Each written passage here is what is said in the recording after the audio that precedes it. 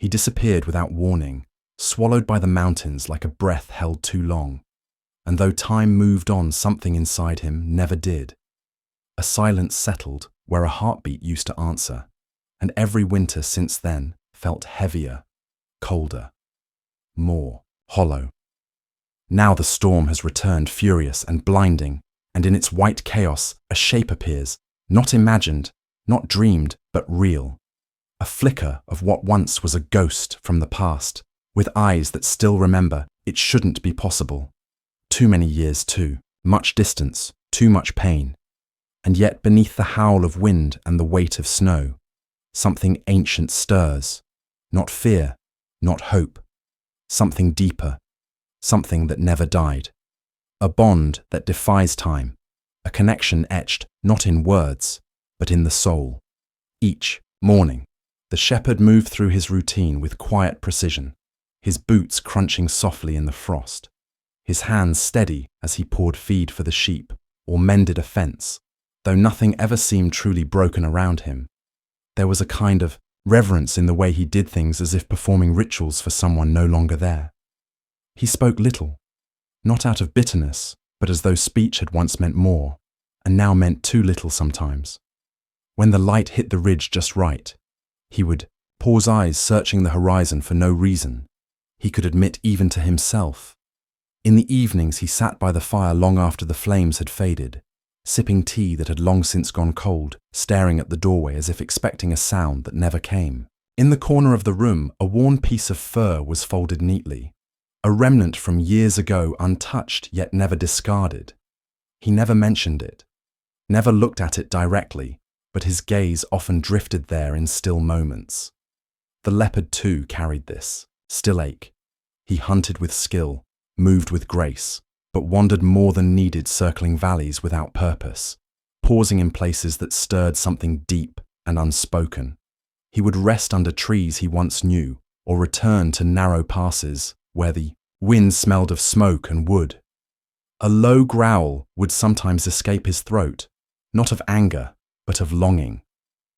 The world around him was vast, unchanged, indifferent, yet something within him pulsed against the silence, like a name almost remembered, like warmth, almost felt again. It happened in the hush before dawn, when the world still held its breath, and the cold crept in without sound. The boy had woken to find the shelter empty, the space where the cub had slept still warm, but silent. He called out once, twice louder, but no answer came. Only wind through the trees and the sinking weight of something ending, something slipping beyond reach. At first, he ran into the forest barefoot, heart pounding, calling the name he had never spoken aloud, just the sound.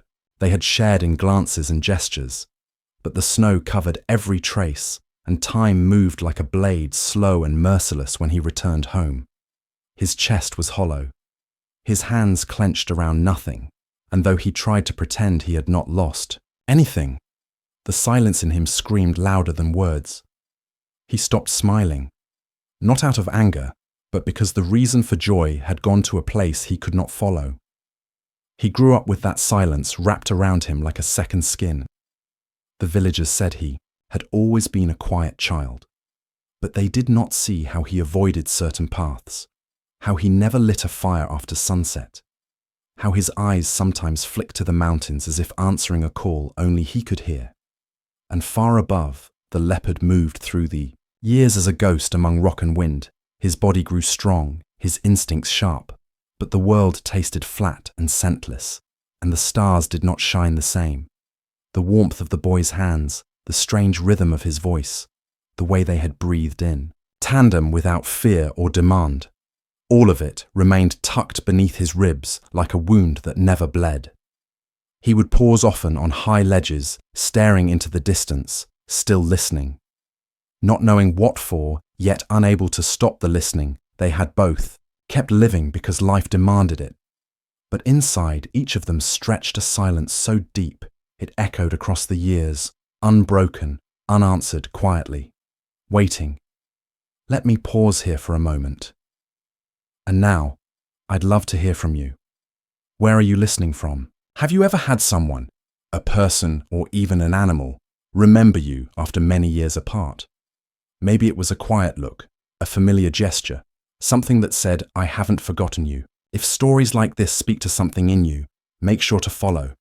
There's much more ahead, and it only gets deeper. It had started with something small, as it always does. A scent in the air, sharp and cold, laced with wood smoke and pine, something that belonged to another time, another version of him, before the quiet, before the silence it hit without warning as he closed the gate behind the last sheep. A gust of wind carrying that scent straight into his lungs, and suddenly, he wasn't a man, but a boy again, knees in the snow, hands cupped around a shivering body heart too full for his chest. The storm roared around him, but inside was louder memories flooding back so vivid they stole his breath. Not just images, but the feel of fur against skin, the weight of trust in another's eyes, the ache of parting. Unresolved, unfinished. He stood frozen, not from cold, but from the terrible pull of hope, the kind that hurts because it's old and fragile, and you don't know if it's a blessing or a curse to feel it again. What if it's not him? What if he doesn't remember? What if I'm too late? The questions clawed at him, but something stronger rose beneath them, something deeper than doubt and sharper than fear. It wasn't logic that moved his feet. It was the memory of something wordless and true, a connection buried but never broken. He left the sheep, the tools, the routine behind and followed the call, not with certainty, but with need. The climb was brutal, the wind merciless, but he kept going, drawn not by reason, but by recognition. And when he saw the shape in the snow still and half lost, his breath caught not from exhaustion, but from the unbearable possibility that time had bent not to break them, but to bring them back together. He didn't speak, just stepped closer, one heartbeat too. Then their eyes met, and the storm inside him went still. He approached slowly, every step heavy with memory. The snow crunching beneath his boots, the only sound in a world gone still. The wind had quieted, as if the mountains themselves were holding their breath. The shape before him did not stir, but something in the curve of its body, the angle of its head struck a chord deep inside a note that hadn't been played in years. His breath came shallow as he knelt down, eyes searching the creature's face, and then it happened. The leopard opened his eyes, not wide, not with fear, but with a calm that broke something open in the man, a gaze not wild, but worn and ancient and known. Their eyes locked, and in that silence, time folded in on itself. The years fell away, and he was the boy again. And this was the one he had saved and loved and lost. He reached out slowly, hand bare against the biting cold, pausing just inches away, not daring. Not yet. Then the leopard blinked, slow, deliberate, and leaned the faintest fraction toward him. A gesture so small, and yet it thundered through him. It was recognition not imagined, not hoped for, but real. He let out a breath he hadn't known he was holding, and gently laid his coat across the great body as he had once done with trembling hands. For the cub who could not stop shivering, his fingers brushed against fur coarse and cold and familiar, and in that touch the connection sparked fully alive, not remade but remembered. He sat down beside the leopard, not speaking, not moving, just being. And in that shared silence, something passed between them.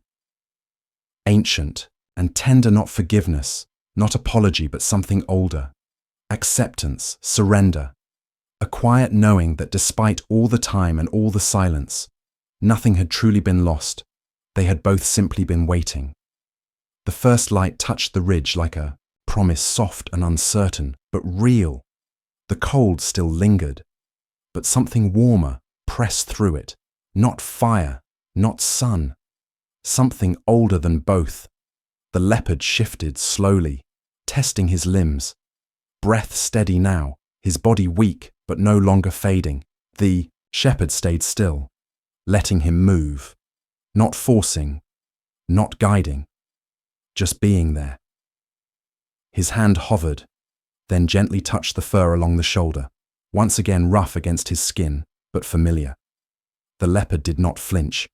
Instead, he leaned in. Just slightly await shared a wordless yes later when they descended together. Step by cautious step, the shepherd would glance back every few paces, half in disbelief, half in quiet awe. The leopard followed close.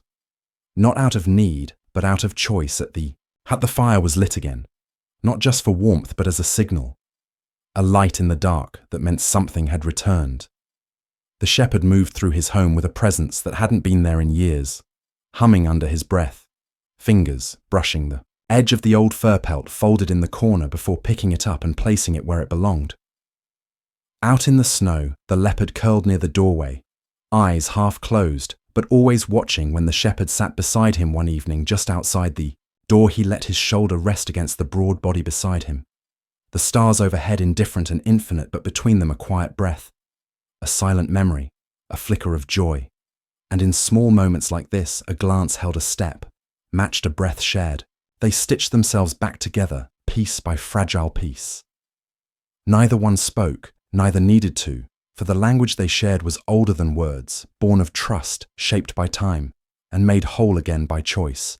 And as the wind sighed through the valley, and the night settled around them, the shepherd understood. Not everything lost is gone. Some things wait. Some things endure. Some things come back when we are finally ready to see them. Some bonds are not broken by time or silence. They do not fade with distance or disappear in absence. They sink deeper, finding shelter beneath scars and memory, waiting not to be remembered, but to be felt again when the heart is quiet enough to listen.